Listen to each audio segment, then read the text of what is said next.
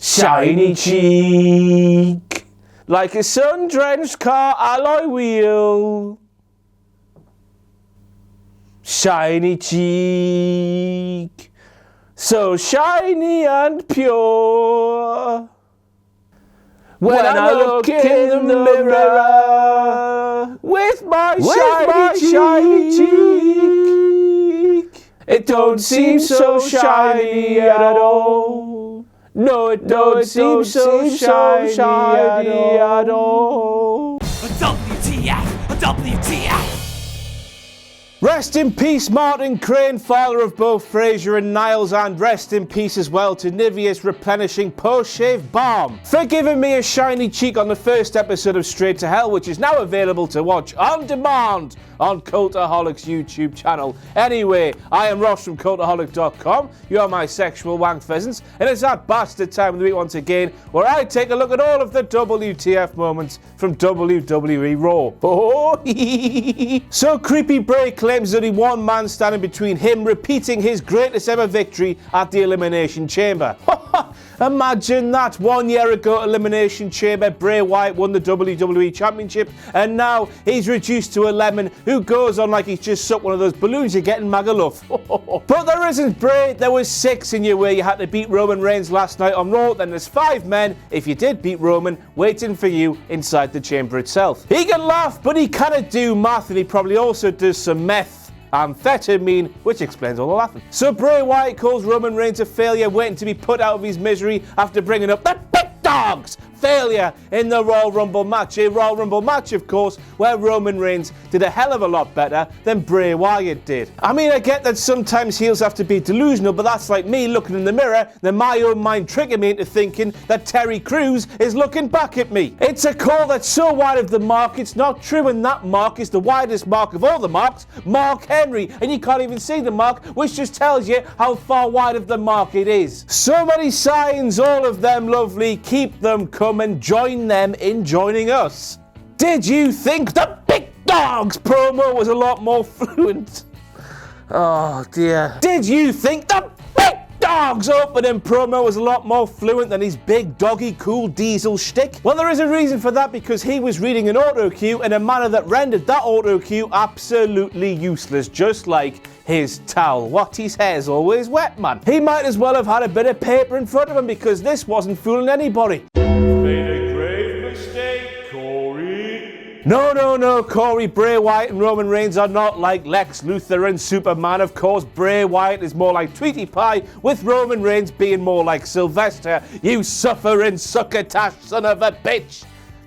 Dog. I need to calm down, but believe me when I say this, that sign there reads Jason Jordan plays with Barbies. Quite a time to say that Jason Jordan is playing with anything, you little prick. As we've all read, it's been well reported that Jason Jordan is dealing with severe neck injuries at the moment, which is resulting in him losing the ability to grip his own bastard hands. You insensitive bastard. And you can just tell the guy holding that sign was like, oh, if I say something bad about Jason Jordan, I don't know, Jack the Jobber might like me more. Well, 2 things. Jack the Jobber doesn't like you. Jack the Jobber doesn't care about you. And second of all, having a sign like that with all the news that's going around about Jason Jordan paints you to be nothing more than an absolute numpty. Be more aware of what is going on. Made a grave mistake, Corey.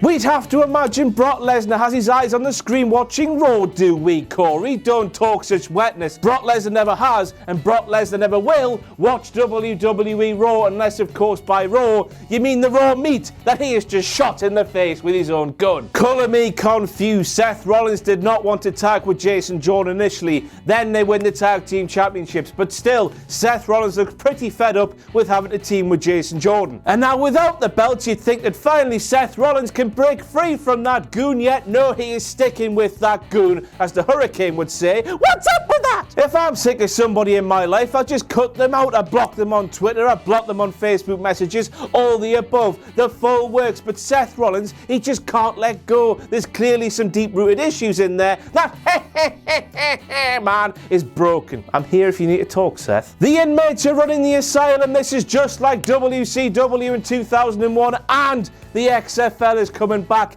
How on earth have we all teleported back to 2001? Dash Wilder was scheduled to go one-on-one with your boy Finn Balor. That match was booked by The Pencil. The Pencil provided contracts that were signed by both men. This was a match that was contractually obliged to happen, yet it didn't. Then all of a sudden, Southern Fried Scott Dawson comes all out there and is like, we're tag team specialists. I'm Dash's shadow.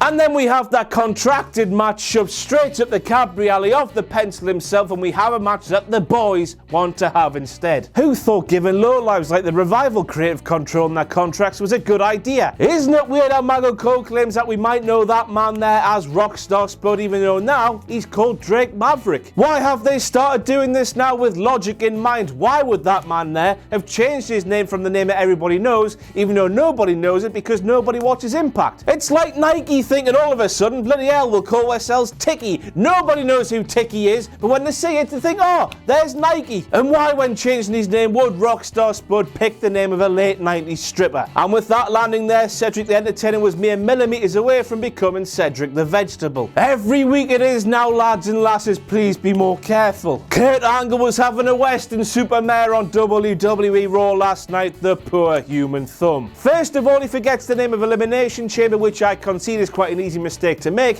when for the last several weeks, every single time you've said first ever, you've had to follow it up with historic all-women's Royal Rumble, or Stephanie McMahon goes around your house and murders your goldfish. And then he calls Bayley Women's Champion, former champion. He can't make his name up, but once again I concede it's an easy mistake to make when you fancy Bayley as much as Kurt Angle does. That tweet there is as real gets. That's not how his catchphrase goes, is it? Bliss telling Bear truce while lambasting Kurt Angle for making her defend her Raw Women's Championship inside the Elimination Chamber while Brock Lesnar gets to sit at home using a conifer tree to do the dusting or something.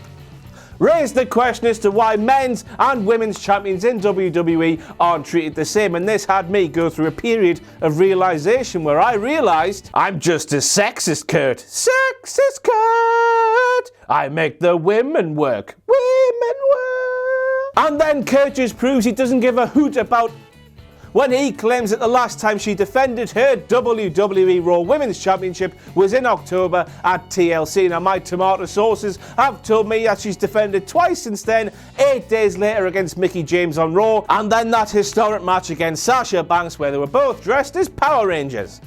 But then I stood back and thought to myself, shouldn't have been complaining about the men's and women's champions in WWE being treated differently, because that is going to fall on deaf ears when Brock Lesnar is in the equation, because as we all know, Brock Lesnar is treated differently to every single person in WWE, men, women or anything in between. Now it's going to change there, so while did have a point, she didn't really have a point at all. What we learned from this segment at the end of the day is that both men's and women's premier champions in WWE do not defend the titles as much as they should. Made a grave mistake, Corey. Corey Graves pulling down Booker T's drawers even though Booker T was in a different state and spanking his arse like there's no tomorrow. When he said to Jonathan Coachman, watch out coach, or soon you're going to be doing afternoon radio locally, Booker T. I only claim this wonderfulness is a grave mistake because Booker T has publicly stated that if he sees Corey Graves in public, he's going to hurt him severely, so making Booker T angrier in this situation is not going to serve Corey Graves well, and the third commentator I take the piss out of will not be on WWE television anymore because Corey Graves will be dead. First John O'Clock goes, then Tea Time goes. I don't want to think about it.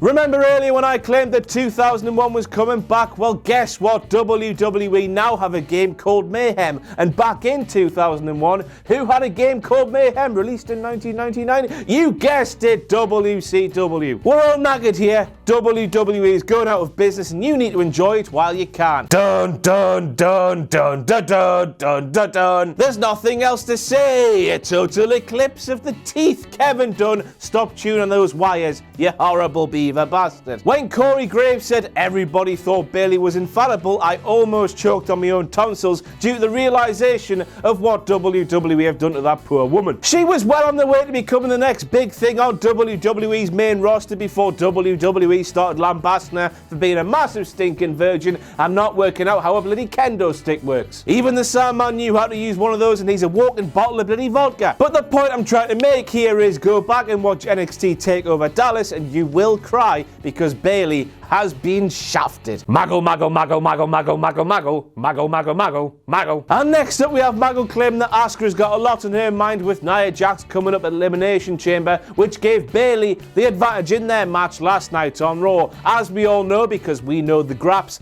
Asuka has defeated Nia Jax 8 times in singles matches. Nia Jax has defeated Asuka 0 times in 8 matches, whereas Bayley has never ever been inside the Elimination Chamber. She is just like a little school child on their first day of school, just about to embark on the world of the unknown. If you had to ask me who I would rather be in that match, I would rather be Asuka, because while Nia Jax has guns for days, at least Asuka knows what she's going to get with Nia Jax. Bayley hasn't got a clue. Accompanied by the Miz, Siraj, Jojo, what are you talking about, pal? Are you on autopilot? Can't you see that everyone's favourite Miz Taraj member, Curtis Axel, couldn't even say that straight-faced, Curtis Axel is missing in action? If Ant or Dec are missing from the pairing, you wouldn't say, oh, there's Ant and Dec. You'd say there's Ant without Dec, or just there's Ant, or just there's Dec. So please give similar treatment to a similarly iconic duo. Made a grave mistake, Corey. Corey Graves claims The Miz wants so much more than being Intercontinental Champion. He claims that The Miz wants to walk into Elimination Chamber,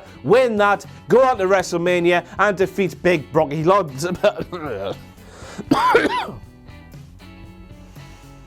Brock Lesnar. Bollocks, Corey, you dead quiff walking. A few weeks ago, I remember lambasting The Miz for saying that he wanted to be the man most synonymous with this generation's Intercontinental Championship. He didn't want the first place of the Universal title. He was more than happy with being second place and the man most closely linked to the Intercontinental Championship. It's a good job I'm here just to remind WWE that all of their fans aren't morons. Or numpties.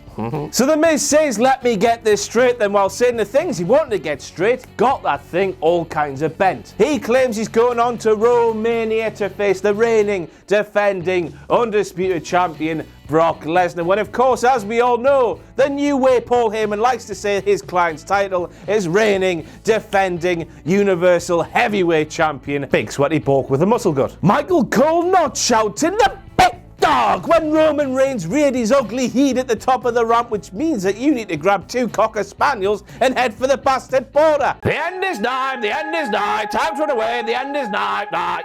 You kinky bastard. Next up we have Jonathan Coachman claiming that if Roman Reigns beat Bray Wyatt, a man who everyone beats of course, and then went on to win the WWE Raw Tag Team Championships alongside parental issues, it would be one of the greatest nights in Raw history. 25 years of history, and Reigns winning a match against somebody everybody beats and then winning a tag team championship would be one of the greatest nights in history. Give it a rest, Coachman, you baldy bastard. I guess the juices left in that chair by Booker T are now seeping up through the flesh of Jonathan Coachman, up the Cadbury alley, as the things he say become more sillier and more sillier, just like Booker used to do. I guess that means Corey Graves in a few weeks' time, when those juices have well and truly seeped through the entire body of Coachman, he coming for you! Even though she's lost 8, that is 1 less than 9 and 1 more than 7 matches against Asuka, Nia Jax reckons she's the only woman in the WWE Raw Women's locker room that Asuka can't beat. So during the Sonya Deville-Mickie James match, it looked like Sonya had legitimately busted her nose like it was the year 3000, yet the referee, he did nothing. Mickie then takes a heavy fall off the top rope and the referee is smothering her like a mother does with her newborn child. What's going on there? Like they're both humans, they both have feelings. You're supposed to be an impartial zebra bastard referee, as Paige would say. What are you doing? Why on earth have they used a FatBooth image of your boy Finn below there?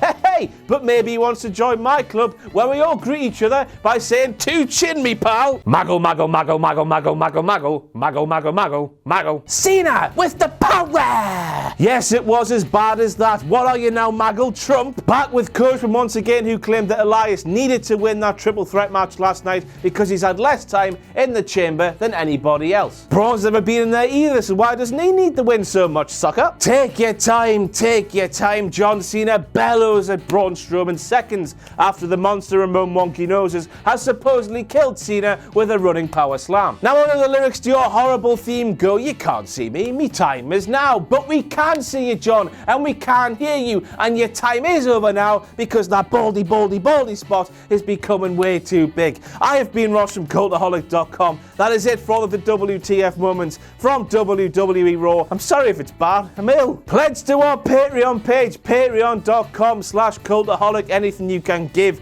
will be greatly appreciated, then rejuvenated into a lot of other things to make more wonderful content. But most importantly of all, do not forget to join us.